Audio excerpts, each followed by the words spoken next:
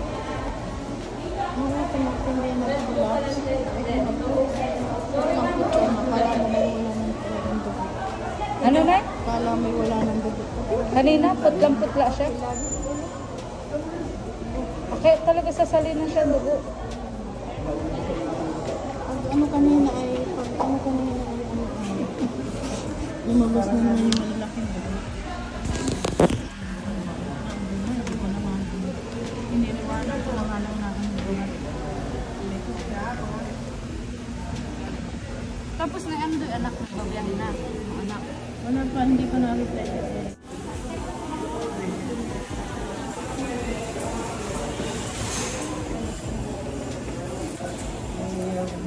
Paglipat sa kanila.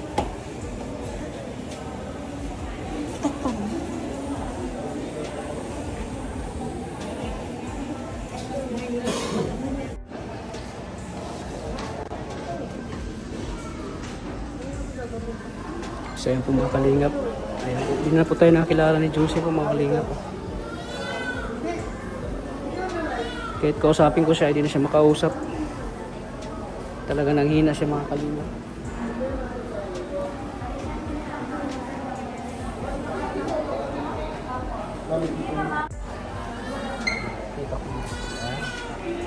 Ayan, papasok na po siya mga kalingap.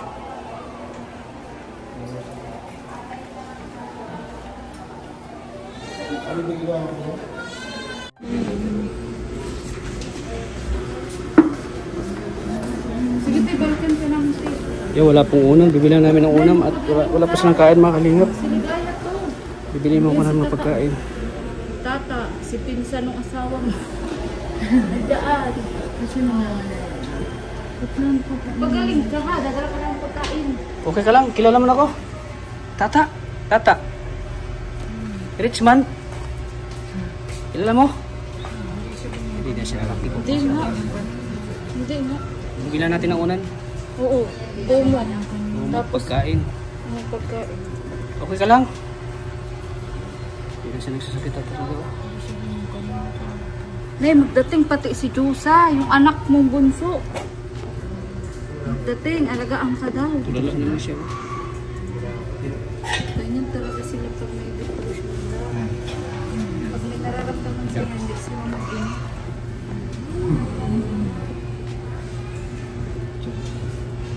Kung saan may tayan sa akin. Anong oras mo kayo dumating dito, te? Ngayon lang ng tanghali. Ay, tanghali na. Ngayon tanghali. Alas 11. Oh. Inantok ka? Inantok ka? Salinan niya daw. Ay, sinabi na yun sa tanghali. Salinan daw ng dugo. Kanin dugo sa'yo? Sa'yo. Kasi marami ka na dugo. Hindi pwedeng wag. Hindi pwedeng. Ano bang dugo niya? Uy, dapat ito si nanay. Nandun na po. Nakalagay yun. Lakas na mabuti. Meron na daw po dun sa sa record. Meron na? Bakit hindi na tayo nakilala? Hindi na kumikibo. Pero nainig sa pinya. Dapat talaga ito si nanay. Ano natin? May mga anak na pupunta dito? Ay, Si padating po yung bunso daw. Punso. Sino, palit-palit na lang kayo. Ang Diyosa. O, dito ko lang muna si Maria. Ang edad nun ay 16 pa lang. Marami mabantay pa dito. Hindi yung ganyan kanina. Pwede naman kung magdamag mamaya wala pa siyang kapalitan. Pwede naman kasi wala mong pasaga si Junjun. Ikaw muna. Ikaw muna yung mag-ano, magbanpay. Ano? Kasama man yung ano ko, nandiyan ba si Junjun. Niwanan ko rin nga yung anak ko. Nasa eskwelahan. Magbantay din dito. Hindi, ay nag-i-eskwela po yun yung hindi ako alam na nandito ako. Hindi ko pa chinas. Kasi emergency. So, sa pagmamadali niyo, hindi kayo nakadala ng unan? Wala po, kahit ano. Kumot, wala. So, damit. bilhan na lang namin sila. Kahit basta Bilhan na lang namin kayo ng unan. Kumot. ito ang inuna ko ay. Wala mo rin damit May kumot ka doon, wala? Dito pa nga ako. Sige. Hindi ako. Ano, Wala bilang mo rin damit si nanay. Bilang ka namin ng damit? Kahapon pa yung damit na yan. Oo nga eh. Diba? Kahapon pa yung damit. Talaga yan. Mabi. Kahit sa ukay ta. Si Maria na po ang papabili natin ng pagkain kasi kami ay mabili ng unan. Unan at kumot kasi hindi sila nakadala sa pagmamadali po ni ate. Hindi nakadala ng unan at kumot. So ito bibigyan natin si So kung Maria baga ng maghiwalay muna pagkain. tayo.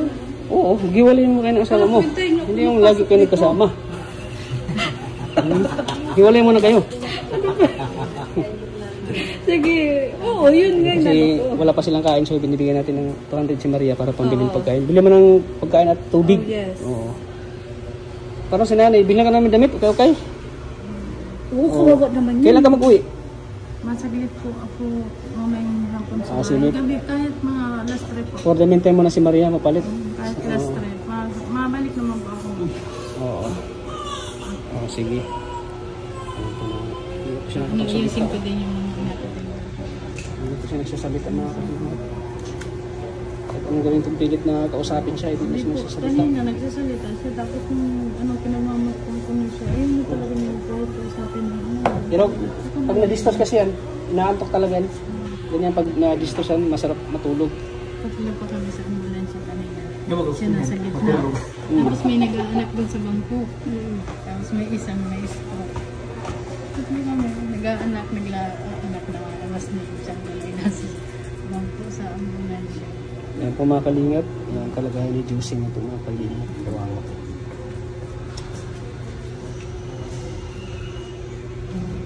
Bilang ko na si nanay. Sige na, para makakain na si nanay. Wala pang kain. At makakain na rin si Juicy. Juicy, gutom ka na? Juicy. Matanong po kung pwedeng pakainin at sabi kanina wag daw pakainin kasalin. Ay, bakit? Po sa kanya. Huwag mo na pakainin. Sabi po nung sa talubatin, ewan ko po kung ano sabi po dito. Kasi? At sasaanan daw po siya. Salinan ng dugo. Salina mong dugo. Ano, okay ka lang? Ito mga kalingap, hindi ko siya nakapagsalita. Hindi na pati, hindi na pati talagang ang katawan niya yung talagang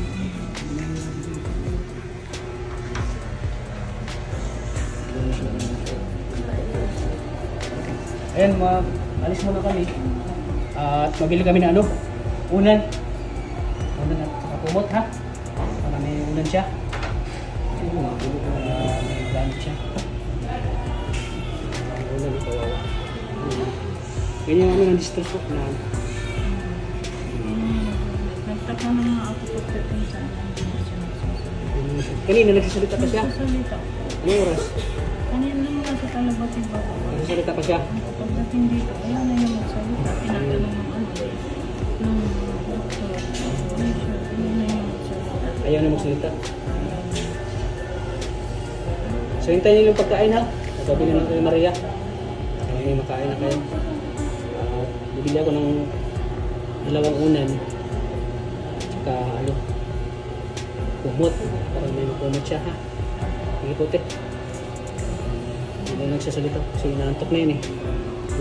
Tulog. Ang dextrose eh.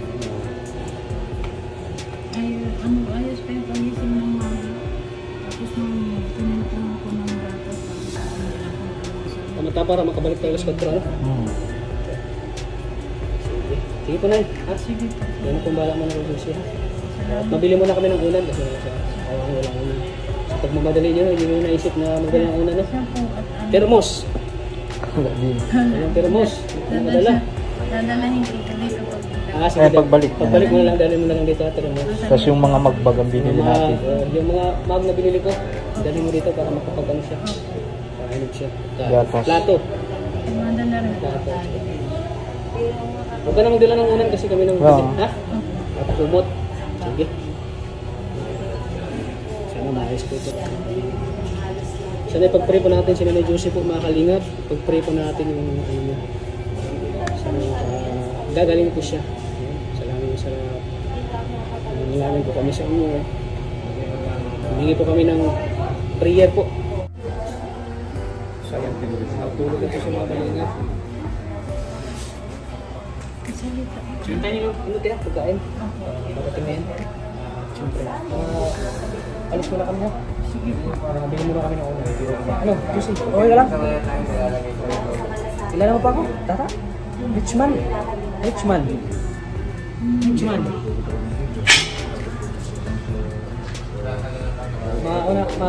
Alis mo na kami ha.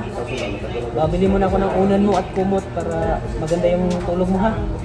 Ha, Josie? Hindi siya sasabihin. Kailangan mo na siya magpahinga. Sige po, te. So, mga kalingap, bilan na po ng kumot at unan si Josie.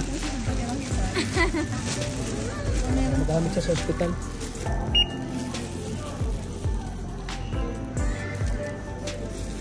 Kumot at unan po, bilhin natin siya. Wala kasi siyang kumot at unan si Josie. So, pag mamadali po ng kanyang ate, nagamutan po magdala ng kumot at unan si Josie po.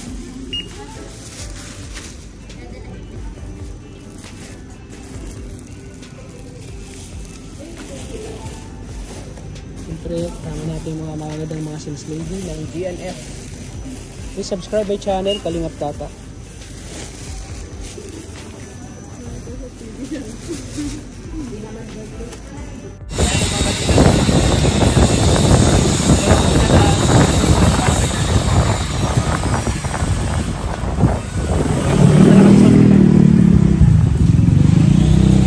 Grabe po, nahawak ko lang na lang dito kasi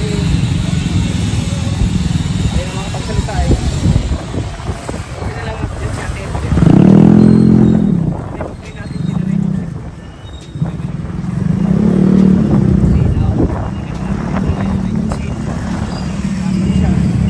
Kasi pag wala siyang sakit na nararamdaman, talagang siya, matuyla siya.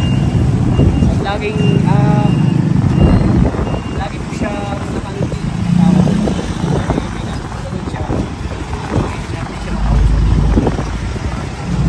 Sana ba ipag-pray natin sila na Diyos?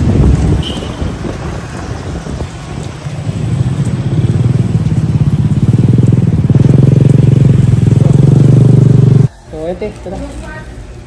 Tara yung matalo.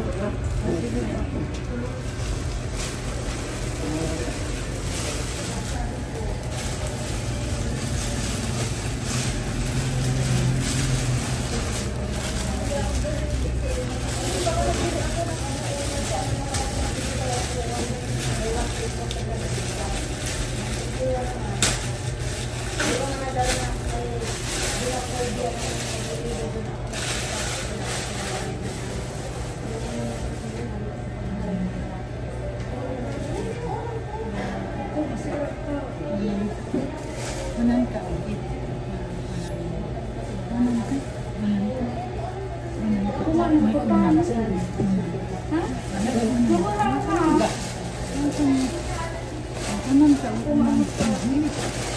mo lang ate. Ate, lagyan mo lang ano? Lagyan mo lang ate.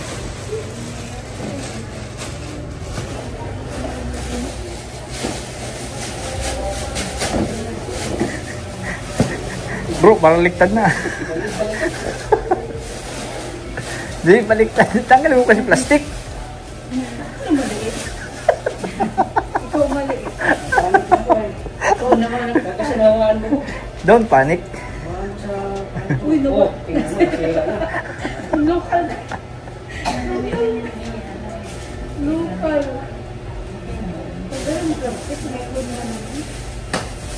Yan mo tayo. Busi, ano natin ulo mo? Una. Busi.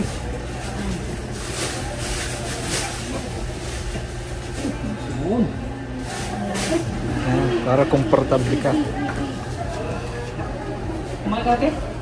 Pa, Nagkakain ako ay nagsuka siya. kain ka na. Kain ka na? Kain na ito? Ayaw kong Kain ka. Para malakas. Kilala niya tayo. Kilala mo na ako? Si Richman? Kalingap tata. Kilala mo na ako?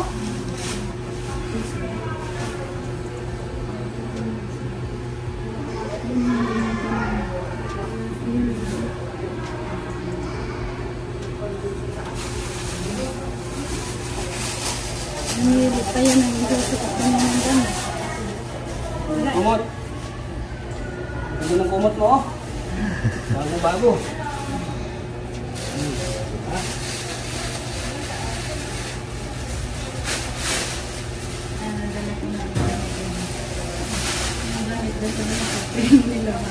Hindi ka na kadalang damit niya. Ay mamaya mawit ka na, no? Nakaglit ko at kasasabi ko yung aking mga tiyan. At least, ano na, comfortable na po siya. Paano pag-uwi niyo? Taulan mo ng biyahe. Alas 5. Alas 5. May alas 5. Alas 4. Hindi ka man siguro magalis na yan. Oo. Dito man siguro Oo, yan. Nay. Sige na, para makabalik Para ka agad. makabalik ka din agad.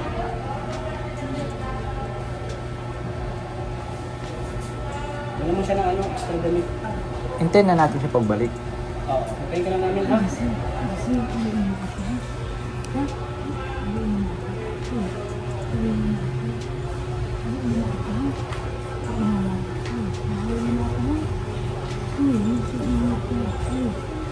Para pating ganun. Ano yun? Parang ganun. Inantok siya kasi yung gawa ng ano, gustos. Mahuwi mo na ako ha. Uy. Mahuwi mo na ako ha. Mahuwi mo na ako sa bahay at titignan ko kung nandun na si Jusa ha. Ha? Ayan, uwi ka muna si nanay para magkuha ng damit kasi wala siyang damit na dala. Ayan, yung mga apat na pares. Nay, kunin mo ha. Apat na pares na damit. Yung baso. Termos. O yan, dali mo. Yan po. Ano bro? Samahan mo? O, sakay sa mga mo. Sige bro. Kami.